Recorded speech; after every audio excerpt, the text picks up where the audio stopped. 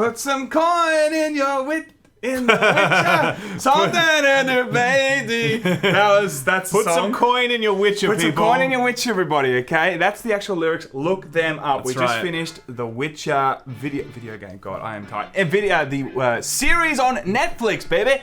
8 entire episodes, an hour long, actually. Wow. I feel witchered out for a moment because we were like smashing it as quick as we could. Says the guy who hasn't actually finished The Witcher. He's all witchered out, guys. It's Well, like I've done a the whole Bloody 8 Baron hours. quest. Oh, I've that's done the tough. Bloody Baron quest. And the thing is, right, I wasn't sure if, this series was going to suck balls. But you know what doesn't suck balls? Manscape. Are you tired of not getting any ladies? What are you doing? Get out! Tired of the ladies canceling all those dates? Just call me back, please. Then it's time to escape that pathetic life and become a man. Not just any man, but a Manscape man.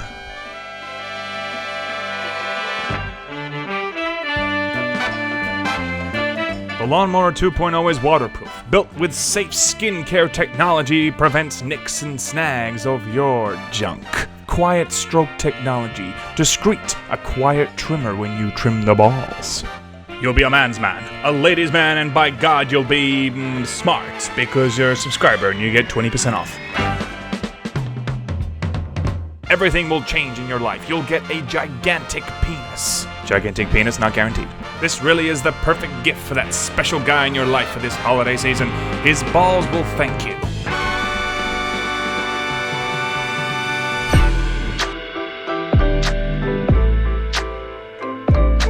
Did you like the little ball trimmer Will it promotion? blend? That is the... Will it trim? Will your balls blend? Nice, Sam. That's really good. There we go. That's great. The sponsor will love that. I hope they Blend do. your balls, guys. Blend your balls, everyone. Anyway, let's talk With a about The trimmer. Witcher.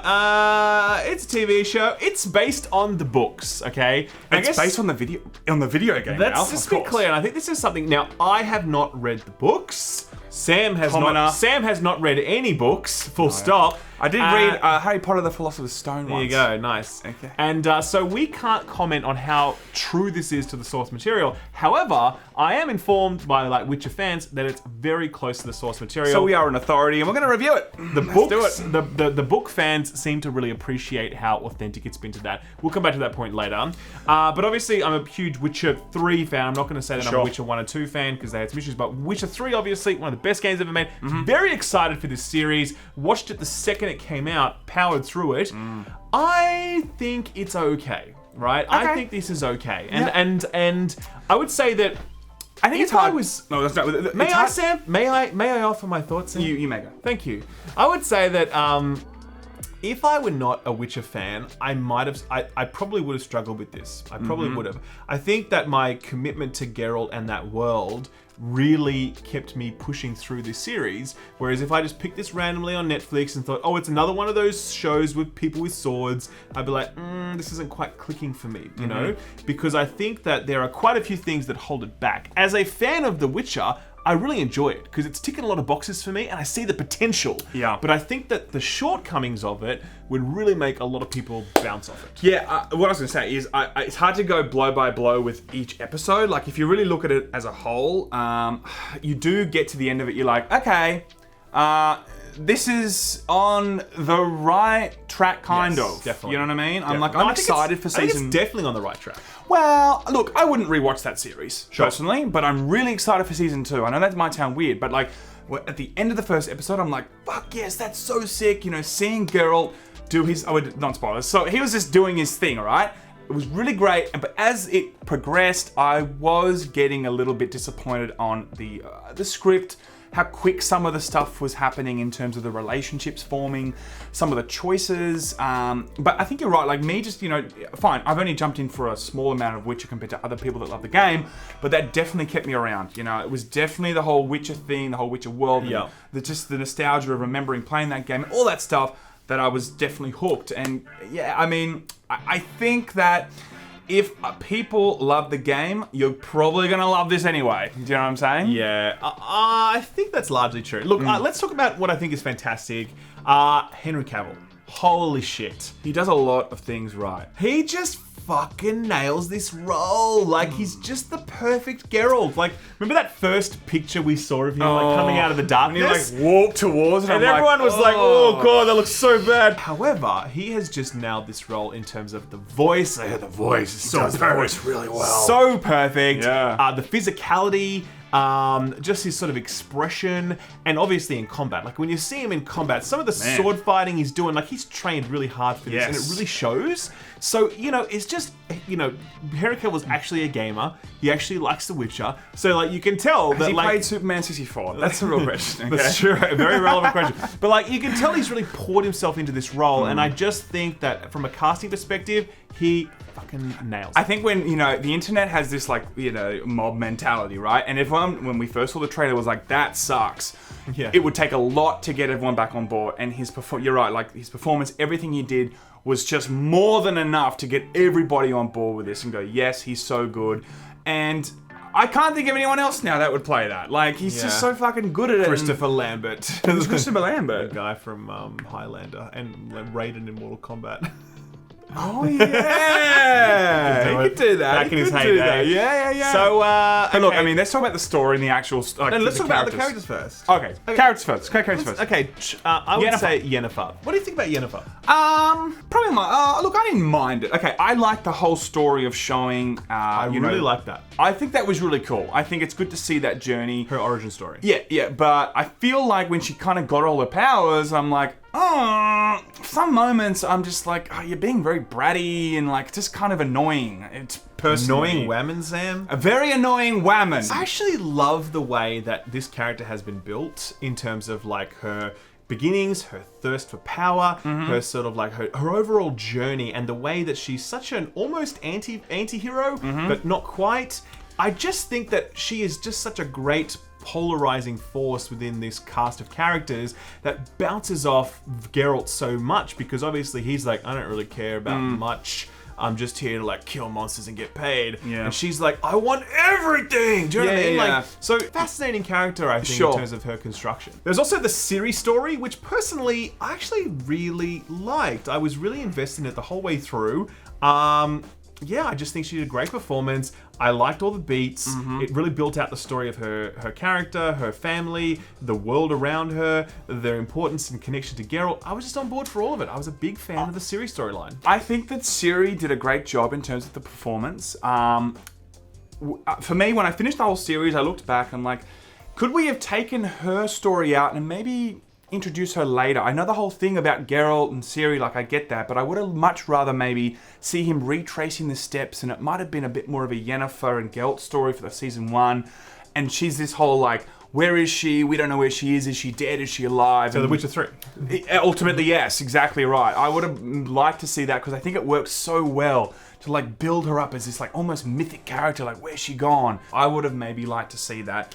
Her performance was great, of course, but as I said, maybe that could have been something in the future season 2, and of course season 3, where they build on the whole Ciri character. There's also other characters like Triss Merigold, who you don't really see much of her in this. She's kind of very auxiliary. I'm guessing that's like that in the book, so whatever. Sure. There's the Bard, who has a name, but I don't know it. In the games, he's called Dandelion. Okay. And he's great, sort of, in this show. He's good in a lot of scenes because Geralt needs, a funny man. He's the straight dude, he needs a funny man, right? So I get that, but there are many scenes where I'm like, oh my god, can you just shut up? Yes, it's a bit much. But then there are a lot of other scenes I'm like, cool, you're pushing the story forward, you're lightening up the atmosphere, I get it, and it was much needed, but not all the time, man. Yeah. Not all the time. I agree. And the song was so good. The song was cool, I agree. The song was amazing. I think there's, in terms of like story and how this thing works, there's really there's obviously a few stories going on at once. There's Yennefer's, there's Ciri's, and there's Geralt's. And within Geralt's story, there's kind of like this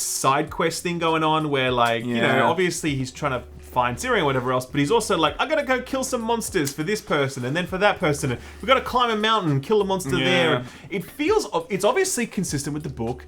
It's consistent with the what games a also. Witcher and the games. It's consistent with what the Witcher character does. He kills monsters. Yeah. But it does feel like real sort of like diversions that aren't really, given the fact that the main plot isn't moving forward as much as the audience, I think, might like, those diversions start to feel like real non-sequiturs, and it was really hard to get invested in them. So I get why they need to exist, and they should exist, sort of, because they make sense and they're consistent, but I just don't think they quite land as well as they should. My problem with that was like many series. I mean, even The Sopranos or whatever, right? There's many series that might have side quests, right? Like they might have things that they have to take care of on the side, but I feel like it adds to the overall storyline. It all connects in some way. And I do feel agree like with that. That's true. There was a lot of things, like it felt like The Mandalorian, you know, like it was like he's gone to a certain place, he's done a certain thing, killed a monster or whatever, and then it doesn't feel like it really adds to the story.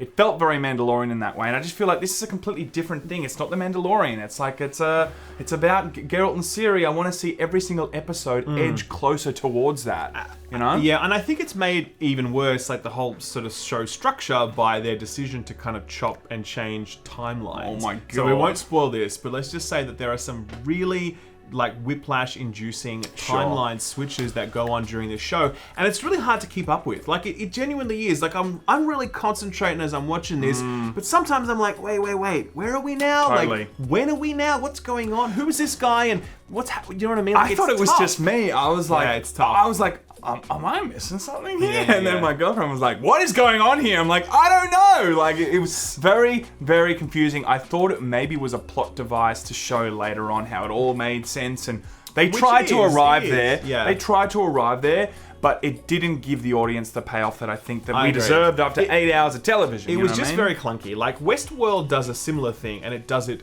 perfectly. Like perfectly. It's incredible. This tries to do it, and I think fails. You know, I don't think it. And again, apparently, it's like this in the book, so it's consistent. But I do think that this is something that should have been changed because it doesn't work. It is clunky, or at least if it was going to stay the same, they should have done something else to frame it. Because right now, the audience, I think, in most instances, is going to struggle. Sure, I mean, even like 5 years earlier, 50 years earlier, whatever they do in movies, or you know, something just to show, and it really threw me. So that was one of the biggest problems. Also, another thing for me was just, I don't know, there wasn't enough of a slow burn on some of the characters and some of the interactions within those characters. We won't go into it, of course, but that for me was like, cool, 8 episodes, things are happening too quick, you know? I don't know if that was a writing choice of like, we don't know if we're going to have more seasons, or they were just trying to cram everything into season 1 to get it ready for season 2. I'm not sure. But it just didn't feel like, you know, the Geralt I know from playing the game, fine, you know, there's a lot of other books out there and stuff, but I was just not expecting certain things to happen so quickly. Fair enough, yeah, fair enough, I get that. So look, I think obviously we spent a lot of time like talking about why it's shit, but as I said, Henry Cavill does an amazing performance. I love his, like, you know, Yen's origin story and how that all plays out, and her as a character. I really enjoyed Ciri's story. The action is really cool when it's happening. I think they nailed the setting pretty well. You know, like it does feel consistent. It's dense. And I think it really does reward people who pay attention, and I think that's good. It's not trying to be Game of Thrones. Everyone's like, oh, this is way worse than Game of Thrones. It's not trying to be Game of Thrones. It's trying to be its own thing, you know? Having said that, though, you can objectively look at those 2 seasons of television. Season 1 of Game of Thrones, Season 1 of The Witcher, and it's chalk and cheese, man. Like, there's no question that Game of Thrones, in terms of its writing and its world and everything, is just better. It's just a much better product. The Witcher, I think, has got some really great foundations, really great characters and world building and action and stuff. Just stuff that you're like, cool, it's all in place, time to do something with it. And I just feel like season 1 didn't do that much, and I'm really psyched for season 2. I think, I'm very excited for season 2, and it's one of those odd things where I've finished an entire season, and I don't think it was executed as well as it could have, but it's still got me very excited for what they do next with it, you know? I think, you know, Geralt's the right dude, in terms of the actual actor. Everything's in place. There's a lot of boobs. You know, a lot of boobies. Yen has her shirt off for like a whole episode, basically. Yes. One episode? Yes. Shirt off the whole time. That's all Rewinding good. that, baby. You know, the whole thing feels very witchy, you So know? it And he's has- also slaying some ladies, okay? Yes. He gets lucky a couple of times, so it's... Sometimes he pays for it. Sometimes he does, okay? Right. And he's like, don't judge me. Yeah. It's a roach. It's a roach. Okay, that's a spoiler, mate. We'll probably have Oh to my cut god, that. Roach is gonna be in it, of course. Oh, it's funny. Anyway, Anyway. look, it's overall, I think, worth checking out if you're a Witcher fan. And I think if you're not a Witcher fan, have a crack at 1 or 2 episodes, see how you feel. Well, If you bounce off the first 2 episodes, you're probably not going to enjoy the next 6. Alicia, Let's just say that. my girlfriend, really did enjoy it, actually. That's good. She's I'm surprised. really enjoying it, actually. good. She was annoyed that I had to continue watching them because she couldn't watch them with me today. Sure. Because I had to review it. She's like, oh, can't you wait with me? Like, she's very into it. A lot of people that might not love the games or books may like it too. So It's a maybe hell check of a it lot out. better than The Rise of Skywalker. I was going to say, I that. would give this out of 10, definitely 6.5 lightsabers. 6.5 light. No, I think it's a 7 lightsabers. I personally would score it 6.5. I with a healthy portion of optimism for the future. Sure. That's how I'd phrase it. Versus Rise of Skywalker is like That's negative. It's like negative That is lightsabers. That's It's like negative 76. Everybody. nice, Sam. That's it for everyone. Love you, appreciate you. We're out for the year. We're out for Merry the year. Christmas. Thank you Thank you all very much so for a much for great year. watching. We love you. Do appreciate it. We'll see you next year. Yong out.